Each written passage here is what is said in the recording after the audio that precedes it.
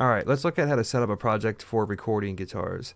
It's not hard, but there's one key thing you want to make sure you do whenever you set up a new project, and that's designating a folder for your recorded audio. So let's go over that first. So to do that, you're going to go up here to File, and down here to Project Settings.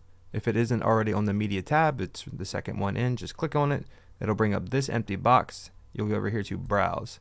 Go to whatever folder you have your project saved in. So mine's going to be here in my mess of a folder. I am working on my Reaper tutorial video, so we're just going to click this. And here I'm going to make new folder. And usually here I just put in the name of my project and then just end it with audio. Hit enter. Hit OK. Now all your audio will go to that folder instead of being in a mess inside of wherever you have it. Normally what happens if you don't do this, so let's say you have a project saved on your desktop and that's just to open up a project to play guitar through. Now let's say you decide to record an idea quick that you get without realizing that you have to do this. That audio is going to start saving to your desktop, so you're going to have a bunch of audio files all over your desktop. Wherever the project save is where it's going to save the audio unless you designate a folder like that. So, you could just have it in a folder where you're just having projects organized. But if you don't set up a folder to have all that recorded audio in, all that audio is going to be saved within that same folder. So you'll have projects and then a bunch of audio and projects and a bunch of audio, and it'll just be a mess. Trust me, this is easier. It keeps things organized. You'll have an easier time with this later on, especially if you need to go back and find any specific audio files from a recorded project. That's all it is, just organization. So once you get that all done, you can select your track that you want to record your guitar through. I recommend first arming the track and making sure the guitar is coming through. Normally with an audio interface, they have the first plug as analog 1, which is what my microphone is right now, and they usually have on an interface what's called a instrument input, and that usually be the second input. Because if I go back here, then now you'll hear my microphone twice, so we don't want that. We want to hear the guitar. Now from here you can load up your amp sim. We are already on this one because I was playing with it earlier. So this is one we're going to be playing with today. It's the free one from the previous video, and it sounds really good. So I was just going to kind of demo it a bit here. TSE X50, or the TSE X50 if you want to call it that. And by default, what do we got? Let me actually turn this off quick.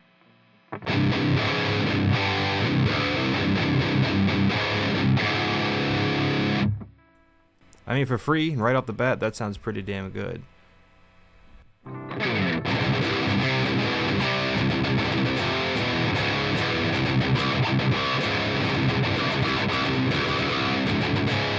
Alright, enough of that. So we're going to do it from here.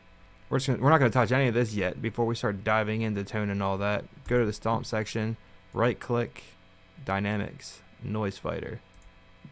You hear that hum right now? I'll make that go away. So we'll drag this down, no fade, fast attack, starting point around there. Hum's gone.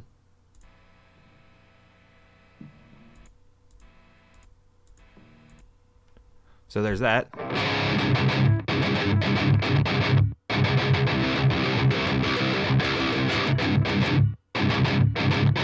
Next, let's add an 808, because that usually sounds good. They have other ones in here, like this crazy thing.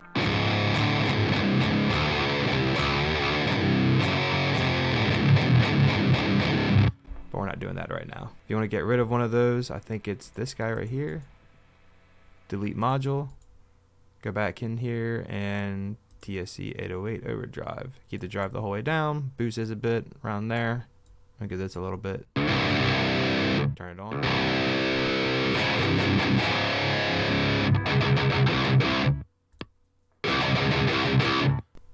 Go back over to the preamp. Let's play with this a bit. Crank this usually around 6-ish. I don't know. Let's say your setup will depend. I have active pickups, so they're pretty hot. I don't need to crank it too hard. Let's do it anyways.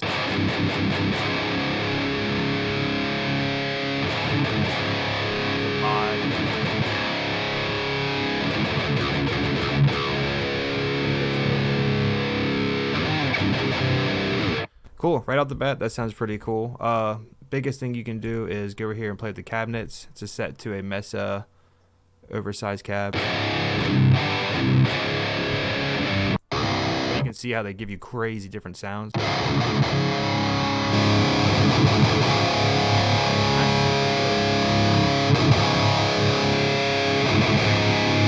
I think I like this one.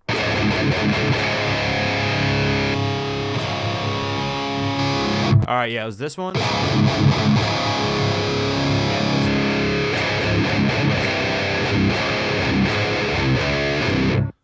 Yeah, I mean, right off the bat, that sounds pretty awesome. Let's crank this guy. This usually gives you, this is the bias. I've never biased a real amp, but I guess it makes it like hotter.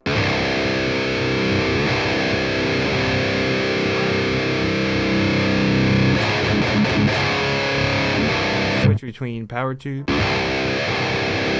So let's talk about actually recording the guitars. You can do this one of two ways. You can hit the record button. It's down here on the transport right now. If I hit F11, I have it in full screen right now. So if I hit F11, if you don't have it in full screen, it'll be in the middle. I like full screen sometimes, whatever. So you can either hit this and start going, or you can hit Control R, and that'll also, hey look, it shows it right there. Control R, and that'll also start the recording. And with that, you definitely want to use a metronome. And to enable that, you go up here to Options, Metronome enabled, and then you can go here to the settings. For some reason right now in my recordings, it's not playing the metronome, so you're not going to hear it on my end, but when you have the project loaded up, I mean, you'll hear it. This is where I keep it for tone wise, 800 and 1600. It's just a little bit easier on my ears. Soft start, you know, you can set it to whatever you want, but that's just where I have it. So let's go ahead and record something really quick.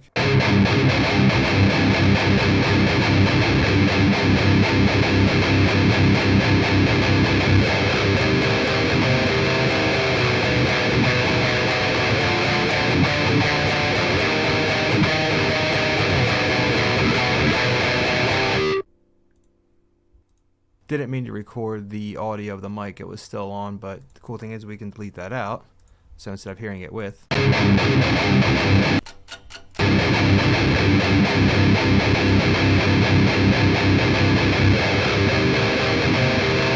alright, you get the point. Now let's zoom in really quick, because since you're recording through an amp sim and a interface, it's always going to have a bit of a delay in your recordings. So what you can do is click the recording and hold Alt, click the recording, and drag it over just a tiny bit.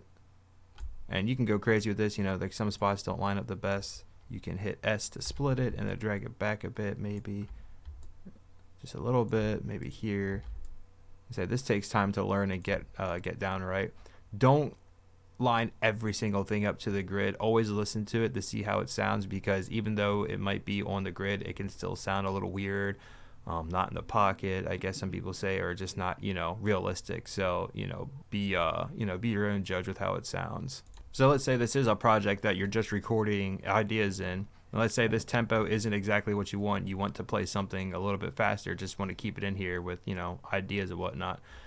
Click anywhere in here and hit Shift C to change, and right here you can change the tempo to whatever you want. So let's say you want something a little bit faster, you know, 150. And also if you want to change the tempo anywhere, like let's say if you go over, you can either click it here up top there, or in the transport it is down here. So I think if you click in a spot here and change it to something else, it'll change it. Okay, yeah, it'll change it in the project there. If there's no changes anywhere in the project though, then this will control the overall BPM of the project. But let's say we got 150 now.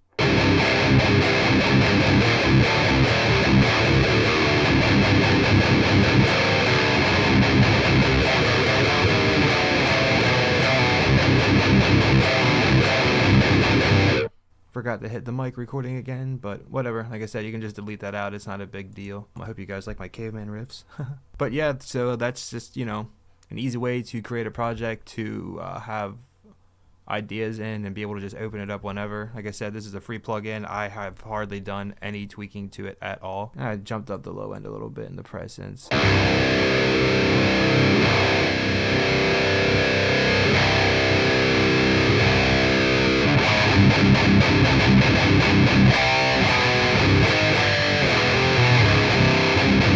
Yeah, this thing's endless. Play with it. You know, there's a bunch of different cabinets. Play with this a bit. I think this arrow takes you back to like this menu again. We were in Kathleen cabs. They all sound pretty decent. There's cabs over here. You can blend them together. If you guys want me to do a more in-depth video on how to use this plugin, let me know. This is just to get something set up so you can start recording right off the bat.